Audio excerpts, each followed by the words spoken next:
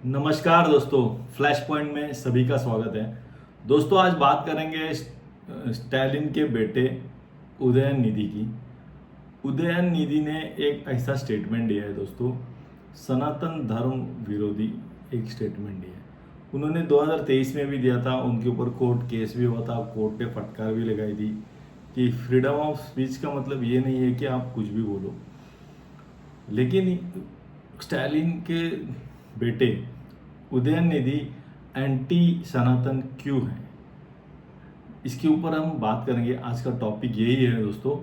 लेकिन उससे पहले जिन्होंने अभी तक चैनल को सब्सक्राइब नहीं किया, फटाफट सब्सक्राइब कर लो और बेल आइकॉन ज़रूर दबाना है और फ्रेंड के साथ शेयर करना है। तो दोस्तों शुरू करते हैं। स्टालिन के बेटे उदयनिधि लीडर ऑफ अपोजिशन है अभी तमिलनाडु। सनातन धर्म को खत्म करना चाहिए, ऐसा एक बयान दिया उदयनिधि ने। उन्होंने ये बयान पहले भी दिया है, नया नहीं है दोस्तों। पूरे देश में बवाल, राजनीतिक तूफान। अब दोस्तों थोड़ा सा ना समझते कि तमिलनाडु के नेता उदयनिधि स्टालिन पर यह आरोप पहले भी लगा है कि वो सनातन धर्म के खिलाफ है। ये आरोप उन पर लगा है और उनके ऊपर केसेस भी हुए हैं। और बहुत सारे नॉर्थ इंडिया में तो ज़्यादा केसेस हुए थे, यूपी में, और आवाज़ भी उठी थी, आंदोलन भी हुए थे। तो वो ये बार बार ऐसे स्टेटमेंट क्यों देते हैं, ये थोड़ा समझने की कोशिश करते हैं दोस्तों।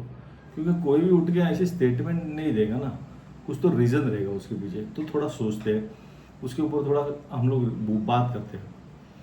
यानी उदयनिधि का ये कहना है कि उनकी ये सोच है कि सच में हिंदू धर्म विरोधी वो क्यों है।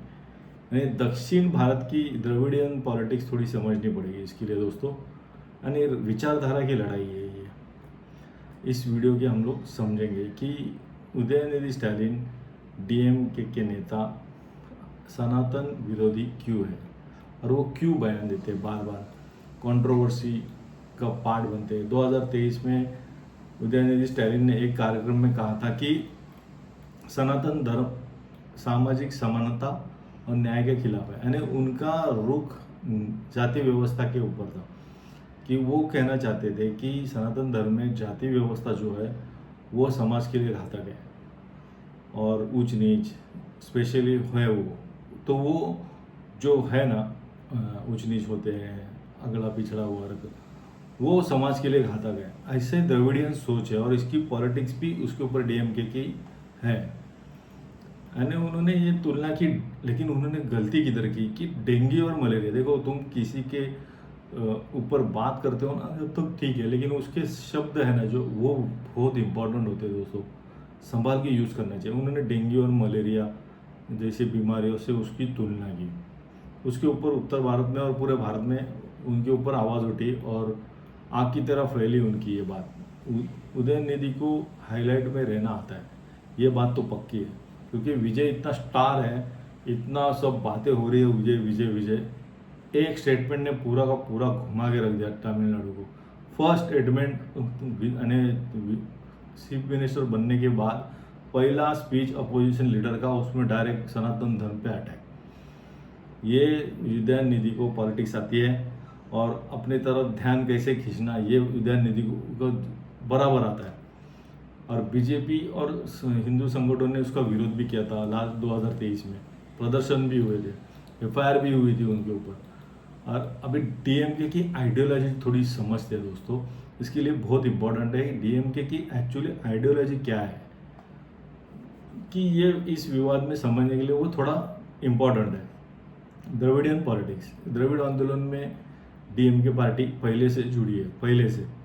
यानी ये आंदोलन किस बात का है, जाति व्यवस्था, ब्राह्मणवाद और सामाजिक भेदभाव के खिलाफ है।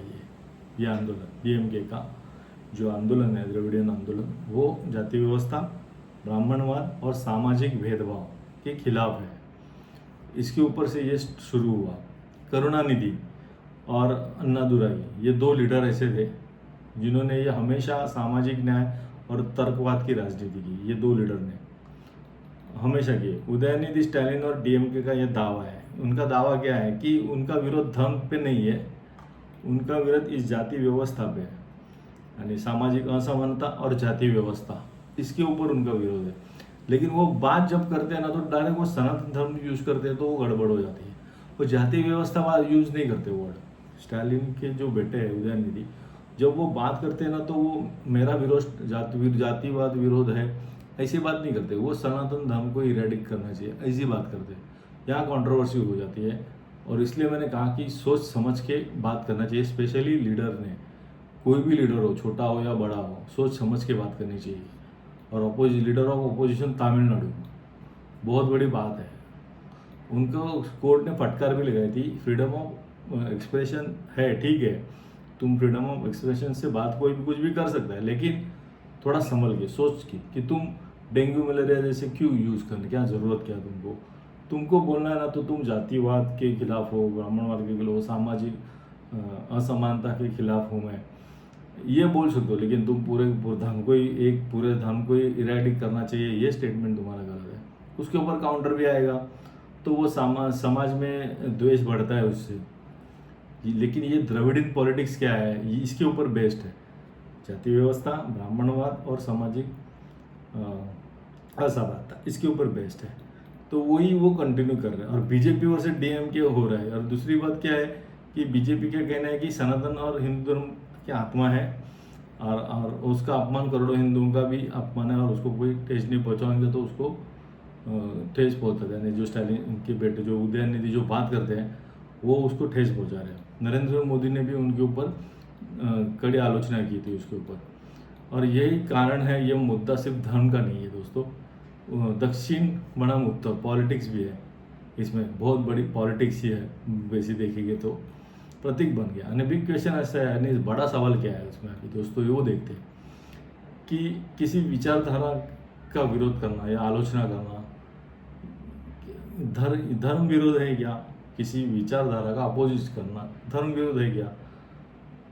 उदयनिधि स्टालिन ये जाति व्यवस्था, ब्राह्मणवाद और सामाजिक अव्यवस्था, इसको रेडिक करना चाहिए, ये बोलना चाहिए उन्होंने। वो बोलते हैं क्या सनातन धर्म को ही रेडिक करना चाहिए, इधर गड़बड़ शुरू हो जाती है। तो सोच समझ के नहीं बोलते उदयनिधि स्टालिन। उसको कोर्ट ने फटकार भी लगाई थी, फिर भी नहीं अटेंशन लेना जानते हैं। पहले दिन पहला भाषण पूरे इंडिया में छा गए, वो बात सब उनकी कर रहे हैं because of that controversial statement. और मुझे क्या लग रहा है, यानी धर्म से लोग नेचुरली जिस धर्म से जुड़े हुए बात करेंगे तो उसके ऊपर तो आवाज़ तो उठेगी, तो ऑल ओवर इंडिया सब उसको क्रिटिसिज्म कर रहे हैं। तो और मुझे क्या लगता है, विजय अभी ये सेक्युलर पार्टी है पूरी उनकी टीवी के, वो चुपचाप बैठे थे, हंसे और हाथ जोड़े विजय ने। ये थोड़ा सा गड़बड़ है। एक तो उन्होंने अपोज भी नहीं किया, ना उसको सपोर्ट भी नहीं किया, कुछ बोले नहीं, खाली हंसे, हाथ जोड़े और चुप बैठे। अभी इनकी चुप्पी ना, उनके पार्टी से कोई उठ के बोला अरे भाई तू क्या बात कर रहा है, तो तू जाति व्यवस्था पे बात करना, तो धर्म पे किधर डायरेक्ट बात करता है। हर एक धर्म पे बात करने की जरूरत नहीं, तू जिधर तेरे को पिन पॉइंट करना है वही पॉइंट पे बात कर। ऐसा कोई बोला भी नहीं ना, टीवी के पार्टी से एक नेता नहीं बोला, विजय तो बोला ही नहीं, बट एक पार्टी के बाकी के नेता भी सीनियर लीडर्स है वो भी नहीं बोले।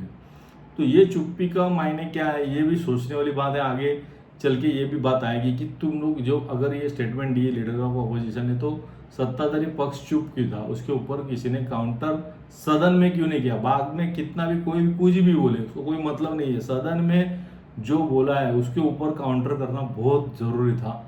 और यहाँ पर टीवी के ने गलती की दोस्तों, ऐसा मेरा पर्सनल ओपिनियन है। सत्ताधारी पक्ष ने, सीएम ने उसके ऊपर बात करनी चाहिए थी, कड़ा जवाब देना चाहिए था। अगर सेक्युलर तुम खुद को बोल रहे हो तुम्हारी पार्टी सेक्युलर है, तो इसका जवाब जरूर देना चाहिए। मुझे लगता है विजय ने इसका जवाब देना चाहिए। लेकिन देखते हैं, ये स्टालिन की राजनीति ऐसी ही है, द्रविडियन पॉलिटिक्स। और इसके ऊपर आपको क्या लगता है दोस्तों? आपके कमेंट्स में बताओ मुझे कि ये जो बार बार उदयनिधि स्टालिन बार बार स्टेटमेंट दे रहे हैं एक धर्म के खिलाफ, वो पिन पॉइंट नहीं कर रहे हैं जातिवाद के खिलाफ, वो डायरेक्ट पूरे धर्म को इरेडिक करने की बात करते हैं। यहाँ गड़बड़ करते हैं वो, उनको कहना कुछ रहता है और कहते कुछ है कि वो जानबूझ के पॉलिटिक्स में हाईलाइट करने के लिए कहते हैं। आपको क्या लगता है, आप ज़रूर कमेंट में बताना दोस्तों। फिलहाल के लिए इतना ही। जय हिंद।